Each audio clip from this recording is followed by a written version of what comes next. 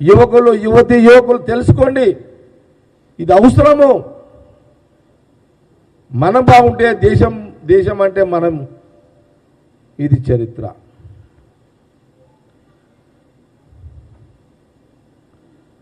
ఏం మాట్లాడతావా రఘు? నిన్న నేను టీవీలలో చూసిన. ఏమైనా అర్థం ఉన్నదా నీకు?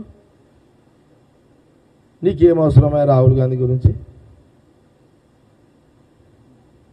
కిషన్ రెడ్డి మొట్టికాయలు కొట్టిండా, నేను రాహుల్ గాంధీ మాట్లాడితే ఏమన్నా బుర్రున్నదా నీకు? తెలివి దానికి? ఏమన్నా ఎంపీ అయినావు, ఒకసారి ఎమ్మెల్యే చేసినావు, ఇవన్నీ మాట్లాడితే ఎక్స్పోజ్ అవుతారా? నేను ఆ మధ్యలో ఏదో చెప్పిన తాను ఎక్కువ, నేనేదో పెద్ద బాగా చదువుకున్నా, బాగా బుర్రలో తెలివి ఉంది అని నువ్వు అనుకుంటున్నావు. కానీ అవతలోడు ఇది ఓవర్ చేస్తాడు అనుకుంటారు ఎవరైనా. చూడండి, వాళ్ళు పుట్టింది ఎక్కడ, నువ్వు పుట్టింది ఎప్పుడు?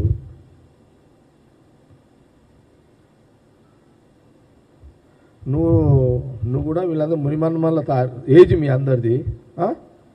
ఓకే, మీరు మీ పార్టీలో మీ లీడర్షిప్ మీరు ఎదగాలనుకున్నప్పుడు కొంత రాజకీయపరమైన విమర్శలు మీరు చేసుకోవాలనుకున్నప్పుడు కొంత ఉంటుంది.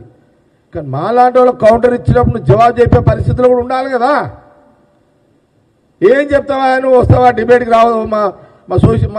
మా ఎవరు మా స్పోక్స్ పర్సన్లో పెడతా, అందరిని పెడతా, కాంగ్రెస్ పార్టీలో ఒకసారి డిబేట్లో కూర్చోండి. ఇట్లా కాదు కదా. అచ్చా, ఇక మాట్లాడతాడు, కాశ్మీర్ అంటాడు, పాకిస్తాన్ అంటాడు, తెలంగాణ అంటాడు. నేను ఇంతమూలి అన్నా,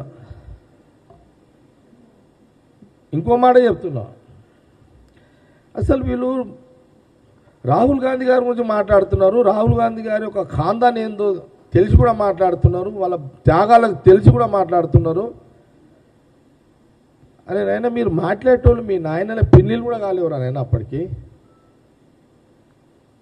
మీ నాయన పెళ్ళిళ్ళే అంటే కడుపులు ఉన్నదేమో అని అనుకోవచ్చు. మీరు పెళ్ళిళ్ళే కాలేవు మీ అయ్యలకు. మీకు ఎందుకు మాట్లాడతారా బాబు మీరు? అంత ఇదంతా ఏమో అంత.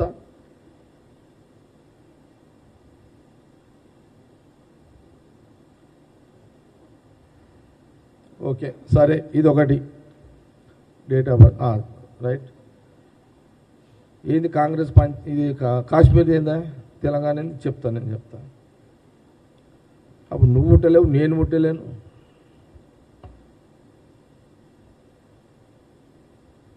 ఇంట్లో కొందరు అయ్యలు పుట్టిరో పుట్టలేరో, పుడితే వాళ్ళు కూడా చిన్నగా ఉంటారు. నేనేమంటున్నానంటే కాశ్మీరు ఆ రోజు పరిస్థితి, స్వాతంత్రం వచ్చిన రోజు నెహ్రూ గారు ప్రధానమంత్రి అయినాక ఆ రోజు ఏం పరిస్థితులు ఉండే, అప్పుడు ఏది ఎట్లా చేయాల్సి వస్తుండే, ఏది ఎట్లా చేయాలి, అప్పుడు ప్రజల అభిప్రాయాలు ఎట్లుండే, ప్రజల మనోభావాలు ఎట్లుండే, దాన్ని ఎట్లా అధిగమించాలి, ఏ రకంగా చేయాలి,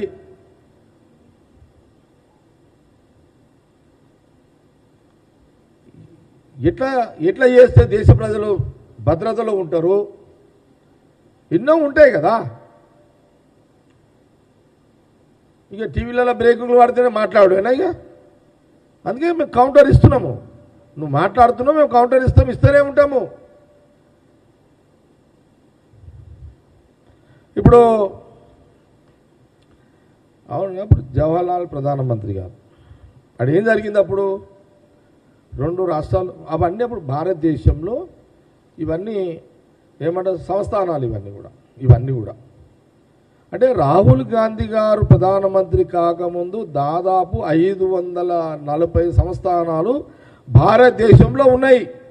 540 సంస్థానాలు ఉన్నాయి భారతదేశంలో. నెహ్రూ గారు కాకముందు భారతదేశంలో 540 సంస్థానాలు ఉన్నాయి.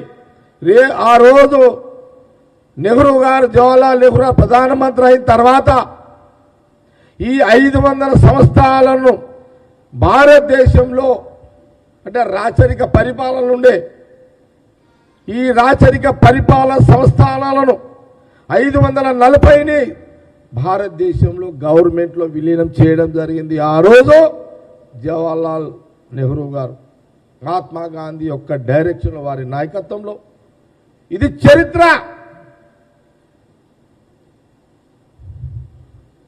అందులో జటిలమైన సమస్యలు తెలంగాణలో నైజాం, కాశ్మీర్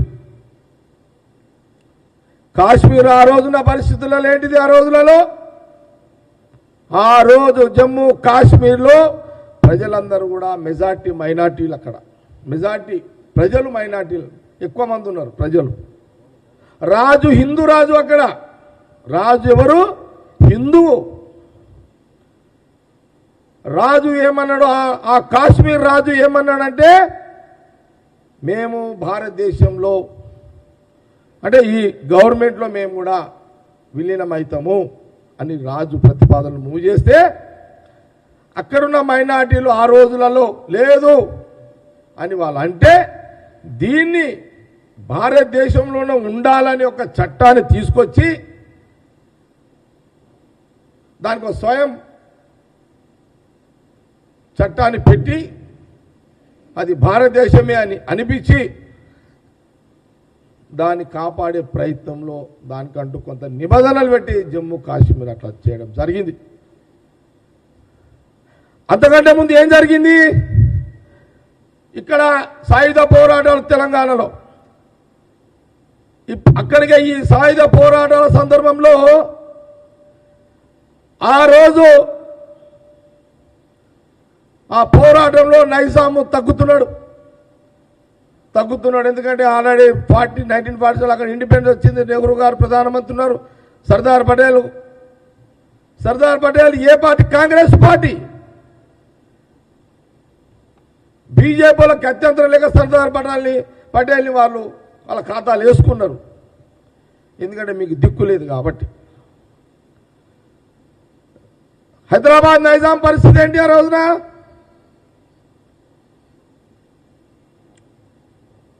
ఈ పోరాటాలు జరుగుతున్నాయి. లాస్ట్కి సరే మేము సరెండర్ అవుతాం అనే ఒక పరిస్థితిలో నైజాం పరిపాలన రాజు తగ్గిండు. ఇక్కడ సమస్య పరిష్కార దిశలో ఆ రోజు ప్రధానమంత్రి జవహర్లాల్ నెహ్రూ గారు వారు ఏం నిర్ణయం చేసిందంటే ఇక్కడ నిజాం తగ్గిండు కాబట్టి ఇక్కడికి సర్దార్ వల్లభాయ్ పటేల్ పంపించిండు హోమ్ మినిస్టర్ని. కానీ కాశ్మీర్ జటిలంగా ఉంది, తీవ్రంగా ఉంది, భయంకరమైన పరిస్థితిలో ఉంది ఆ రోజున. ఇది చరిత్రలో పుస్తకాల్లో ఉంది.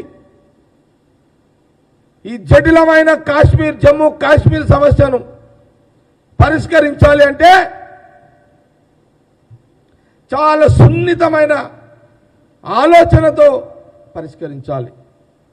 కాశ్మీర్ రాజ్యము భారతదేశంలో గవర్నమెంట్లో విలీనమైతుంటుండు. కొంతమంది ప్రజలు అక్కడ ముస్లింలు మేము కామంటున్నారు.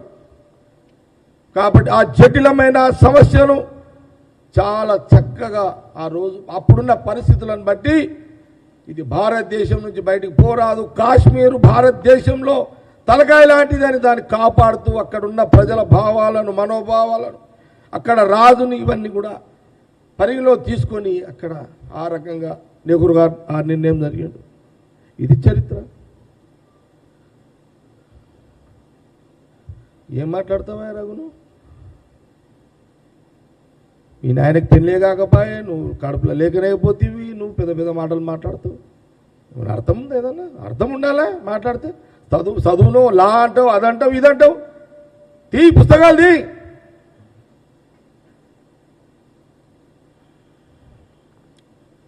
నేను సీరియస్గా చెప్తున్నా. లేదా మీ లీడర్లు కొంత నామూసి ఉండే చెప్పండి. మా గాంధీ భవన్ మీ ఎవరు మా పిఆర్ఓ హరిని పంపిస్తే మీ పిఆర్ఓని పంపి వాళ్ళిద్దరిని కూర్చొని పెడతాను డిబేట్. అంతే కదా? ఏం మజాక్ చేస్తున్నారా మీరు? రాహుల్ గాంధీ మా మీద మాట్లాడి ఏమన్నా తెలివి ఉందా? తలకాయ ఉందా? తలకాయ ఉండి తెలివి లేదా? రఘు ఏం అవసరమా? నీ ఉనికి నీ పర్సనాలిటీని పెంచుకోవడానికి నువ్వు ఇంకేదన్నా ఇంకొక సబ్జెక్ట్ తీసుకో. కానీ రాహుల్ గాంధీ సబ్జెక్ట్ తీసుకొని నవ్వుల పాలు కాకు, మాతో తిట్లు పడకు. ఈరోజు లిమిట్లో మాట్లాడుతున్నా. ఈరోజు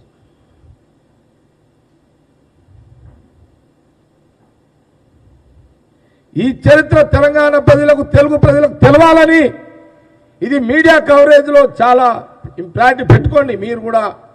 ఈరోజు మన సుఖశాంతులతో సంతోషంగా మనము మన కంటే ముందు మన పిల్లలు ఈరోజు దేశంలో స్వతంత్రంగా హ్యాపీగా ఉన్నారు అని అంటే ఆ రోజు ప్రధానమంత్రి జవహర్లాల్ నెహ్రూ గారు వారి క్యాబినెట్లో అంబేద్కర్ రాజ్యాంగం చరిత్రనే ఈరోజు స్వతంత్ర ప్రాణులుగా జీవులుగా స్వేచ్ఛగా ఈ కాంగ్రెస్ యొక్క పాలసీలో ఇవన్నీ కూడా ప్రతి ఒక్కరూ ప్రశ్నించే హక్కు, నిలదీసే హక్కు, పని కాకపోతే పని కాలే నిలదీసే హక్కు కూడా అంబేద్కర్ రాజ్యాంగం ఆ రోజు జవహర్లాల్ నెహ్రూ గారు ఇచ్చిన చరిత్ర ఇది.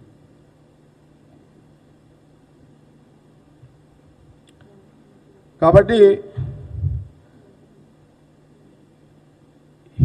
ఇది చరిత్ర, ఇది నిజము. కాబట్టి ఇవన్నీ కూడా ఈరోజు మీడియా ద్వారా నేను చెప్పడం కూడా జరిగింది.